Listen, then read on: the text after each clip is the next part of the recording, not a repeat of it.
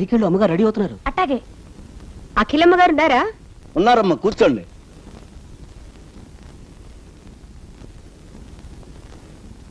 వచ్చుద్దు చూడిప్పుడు నగలన్నీ దిగేసుకుని.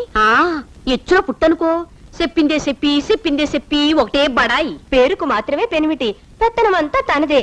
కానీ చీటికి మాటికి మొగుడంటే ఏదో పెద్ద భయం ఉన్నట్టు పత్తితులా కబులు చెప్పుద్ది. అంతేనా? వడ్డీలకు వడ్డీలు పేదోళ్ళ దగ్గర నుంచి గుంజి ఊళ్ళకు ఊళ్ళు దోచేస్తుంది. చేసేవన్నీ పాపాలే. అబ్బో, మా బాగా చెప్తున్నారే. వడ్డీలకు వడ్డీలు తీసుకోకపోతే ఎకరాలకు ఎకరాలు ఎట్టా పెరుగుతాయి? ఆస్తులు పెంచుకోవడానికి పేదవాళ్లను క్షోభ పెడితే భగవంతుడు క్షమించడు. తిని పడుండక ఈ మధ్యన ఆరాలు తీస్తున్నారేమిటి? ఆరాలు నా కోసం ఎవరో వచ్చారంట. ఆ దరిద్రపు లుంగి తీసేసి పట్టు పంచాలు ఆల్చి వేసుకురండి. వచ్చేటప్పుడు అన్ని వేళకి ఉంగరాలు వాచి మర్చిపోకండి. నా హోదాకు తగ్గట్టు మీరు కనిపించకపోతే వాళ్ళ మధ్య నాకు తలగొట్టేసినట్టుంటుంది. ఏంటి, అత్తగారికి ఎలకల మందు పెట్టి చంపిందా?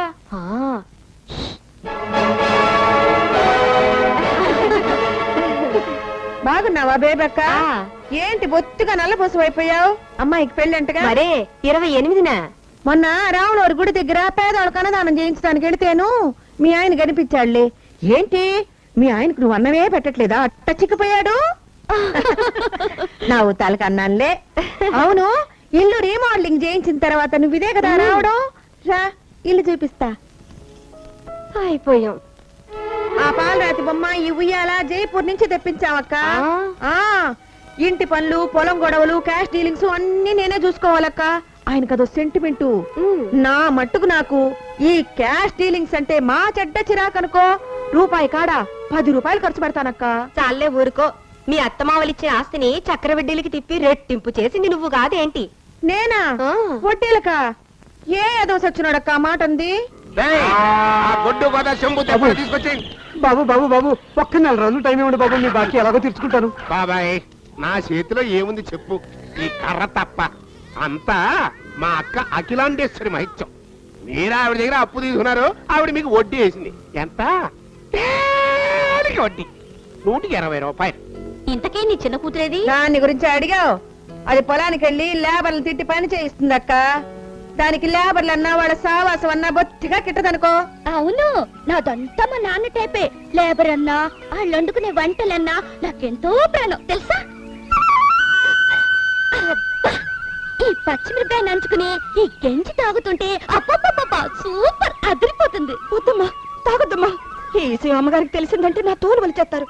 మొన్న వెంకట దగ్గర రాగి సంకటి తిన్నామని ఆయన పనుల నుంచి కూడా తీసేశారమ్మా. వెంటనే ఆయన చేపలాపారం చేసుకోమని 10,000 నేనేగా ఇచ్చాను. నువ్వేం భయపడకో, నీకు కూడా డబ్బులు ఇస్తాను. ఒరేయ్ నాయరు, ఏంటమ్మగారు పిలిచారా? మొన్న అయ్యగారు ఊటీ నుంచి తీసుకొచ్చారే చాక్లెట్ టీ పౌడరు, దాంతో టీ గాయించి నేను సింగపూర్ నుంచి తీసుకురాలా తెల్ల కప్పులు, వాటిలో పోసి తీసుకురా. నాకు మాత్రం బోర్నవిటా వెండి గ్లాస్ లో తీసుకురా. నేను టీలు కాఫీలు తాగనక్క. తాగితే నల్లబడిపోతానని ఆయన ఫైరింగ్ అయిపోతారు. ఈ డెకరేషన్లకి వీటికి ఇప్పటికి 25 లక్షలు అయిందక్క. అన్నట్టు మీ అమ్మాయికి ఎంత కట్నం ఇస్తున్నారు? 1,00,000 రూపాయలు సొమ్ము, 20 సవర్ల బంగారం ఇస్తున్నాం అమ్మాయి. అబ్బా, నీ మట్టుకు నువ్వే అంత కట్నం ఇస్తే కలిగిన వాళ్ళం. రేపు మా అమ్మాయిలకి ఎంత పెట్టాలి? 50 లక్షలకు పై చీలిక అవుతుందమ్మా. అవునే, నీ పెద్ద కూతురికి పెళ్లి ఎప్పుడు చేస్తున్నావు? ఏంటక్క ఇంగితం లేని మాటలు నువ్వును? పసిగుడ్డుకప్పుడే పెళ్ళేంటక్క? మొన్న రథ సప్తమికి కదూ, దానికి 14 వెళ్ళి 15 వచ్చింది. అక్క, నువ్వు చెప్పినట్టుగానే వడ్డీ కట్టినోళ్ళందరినీ లాగి తన్నా. పొయ్యి మీద ఉడుకుతున్న అన్నపు కొండల్ని బయటికి ఇసిరేసా. కుక్కల్ని మేకల్ని కొల్లబొడిచి ఈడ్చుకొచ్చేసా.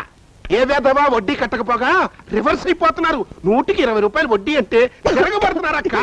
నిజంగా వాళ్ళని ఒప్పించి వచ్చేసరికి నేను చచ్చి బతకాల్సి వచ్చిందనుకో. ఇదిగో ఈ పతివ్రతల మీద ఒట్టు. చిన్నరమై సచ్చినాడా, నువ్వు ఆయన చేసుకునే బిజినెస్ డీలింగ్స్ నాతో చెప్తావేంట్రా? నెల తక్కువ వెదవా. లోపలికి వెళ్ళి ఆయనతో డిస్కసింగ్ చేసుకో. మేము వస్తాం అమ్మాయి. సరేనక్క. టీ బాగుందక్క. పెళ్లికి నువ్వు మీ ఆయన తప్పకుండా రండి. వెళ్ళొస్తావక్క. మంచిది. ఏంటక్క? వచ్చిన వాళ్ళ ముందు వడ్డీ వాగుడు వాగావంటే నా దుబాయ్ చెప్పుతో నీ తొక్క తీస్తా. ఇప్పుడు చెప్పు లెక్కలు. మనం బళ్ళోను గుళ్ళోను ఆగు. ఇంతసేపు ఎక్కడికి వెళ్ళావే? చెప్పనా? గుడికెళ్ళి ఆడుకుని వస్తున్నా. చంపేస్తాను. తిన్నవే ఇంటికి రమ్మంటే గుడికి ఎందుకు వెళ్ళావే? నువ్వు ఇంటికి రమ్మన్నావుగా అందుకే. నన్ను ఎదిరించడం నీకు అలవాటైపోయిందే. అవునమ్మా, ఈ ఊళ్ళో నిన్ను ఎదిరించే వాళ్ళు ఎవరు లేరన్న ధైర్యంతోనే కదా నీ ఇష్టం వచ్చినట్టు అధికారం చెలాయిస్తున్నావు. అందుకే నేను ఎదిరిస్తున్నాను. నీకు కొవ్వు బాగా బలిసిపోయిందే. నీకంటేనా? ఈడ్చి కొడితే 12 ఏళ్ళు లేవు, అప్పుడే నన్ను ఎదిరిస్తుందంటక్క. ఒరే గోముఖం, ఎవర్రా నాకు 12 ఏళ్ళని చెప్పింది? మీ అమ్మ. మొన్నేగా 18 ఏళ్ళాయి. 12 అంటాడేంటమ్మా? అదేం కాదే, మీ అమ్మ అందరికి 12 ఏళ్ళనే చెప్తుంది. నమ్మబోదు చెప్పు, నంద్యాల వెళ్ళిపోతా. ఇదిగో గోముఖం, మా అమ్మ చెప్పేవన్నీ అబద్ధాలే. అమ్మా, అబద్ధాలు చెప్తే ఆడపిల్లలు పుడతారంట. ఇప్పటికే 2 దిగాం, మళ్ళీ అబద్ధాలు చెప్పావనుకో ఇంకో ఆడపిల్ల పుడుతుంది, జాగ్రత్త. నిన్ను అఖిల, అబ్బా నువ్వు వెళ్ళి ఆ వడ్డీ లెక్కలు చూసుకో, అమ్మాయికి నేను సర్ది చెప్తాను. మీరు చెప్పింది వినే అది ఇంటికి గడపకి కాకుండా పోతుంది. చాలా ఊరుకుందరు. దాని మీద కోపం నా మీద చూపిస్తావు ఎందుకు? ఆఖరికి శివరాత్రి పూటే శివాజీ గణేషన్ 10 రూపాయలు మనీ ఆర్డర్ చేయరా మల్లన్న అంటే, ఎందుకు సంకురాత్రికి సగ్గుబియ్యమే పోస్ట్ లో పంపించేస్తాను కదా అన్నాడు సత్తే. అలాగుంది వ్యవహారం. చాలా ఊరుకోండి, మీ అర్థం లేదు సావతులు మీరును. నిన్ను అఖిల, నువ్వు ఉండు, నేను చెప్తాగా. అమ్మాయిరా, ఇలా ప్రతిసారి అమ్మని ఎదిరించి నువ్వు సాధించేది ఏమిటి తల్లి?